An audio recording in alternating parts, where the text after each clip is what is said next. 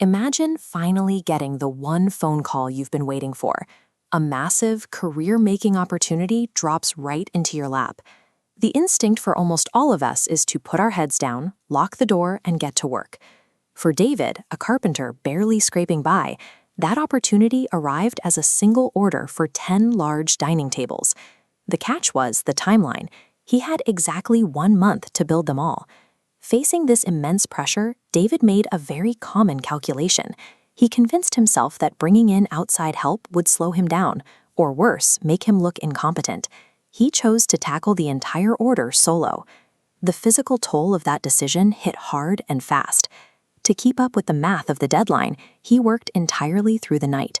He skipped his meals, ignored his exhaustion, and watched his health decline. When we isolate ourselves to chase a massive goal, we stop managing a project and start managing a crisis.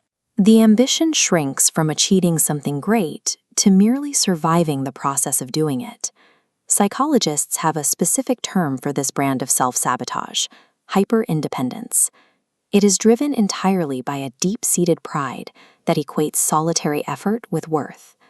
The internal logic dictates that if you need to ask for an extra set of hands, you are admitting weakness. This creates a dangerous psychological vacuum. When you feel the constant need to prove your own value, you begin to mistake the friction of doing everything yourself for actual dedication. You convince yourself that the more miserable you are, the harder you must be working. But human endurance doesn't care about pride. Attempting to bear the entire load of a massive undertaking completely alone mathematically guarantees a structural failure. Refusing assistance is never a badge of honor you wear to the finish line. It is an active threat to your ultimate success. Back in the workshop, the physical reality set in. David's hands cracked and bled from the constant friction, and in his exhausted state, he began splitting the expensive timber needed for the tables. He reached an absolute breaking point. The materials were failing because the man shaping them was failing under the strain of exhaustion. It took an intervention from his mother to halt the disaster. She stepped into the shop, looked at the ruined wood, and pointed out the obvious. Trying to carry 10 massive tables on one set of shoulders would leave him with nothing but broken bones and missed deadlines. Forced to confront his own physical limits, David swallowed his pride. He walked out into his village and asked his neighbors to help him finish the work. It takes hitting a harsh physical wall to shatter the illusion we can do everything ourselves. The breakdown is what forces the pivot. When functioning alone, you are a central node, absorbing pressure until you overheat. Attached to a network, pressure instantly diffuses. This clears constrictions, expanding volume to meet demand. Aligning tasks to specific strengths optimizes workflow, turning burnout into a highly sustainable output model.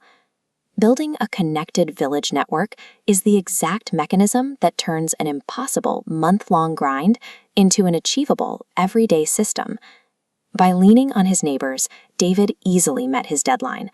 The workshop delivered all 10 dining tables exactly on schedule.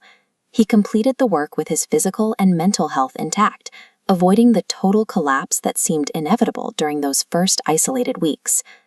Achieving highly ambitious dreams demands a strict equilibrium.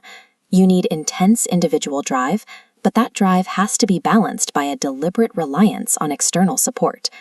Asking for help is an incredibly smart and necessary step. It demonstrates an understanding of scale rather than a lack of capability.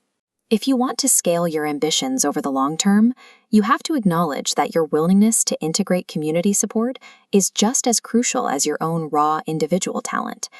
Take a look at your own workload right now. Where in your life are you currently trying to build 10 dining tables entirely by yourself? Who are the people sitting in your own village who are fully capable and willing to help you manage that load? If you need support today, pick up the phone and formally reach out for it. Let someone else take a corner of the table. Till then, stay patient, stay grateful, and keep moving forward in life. True strength is never found in solitary suffering. It is found in the quiet courage to share the burden.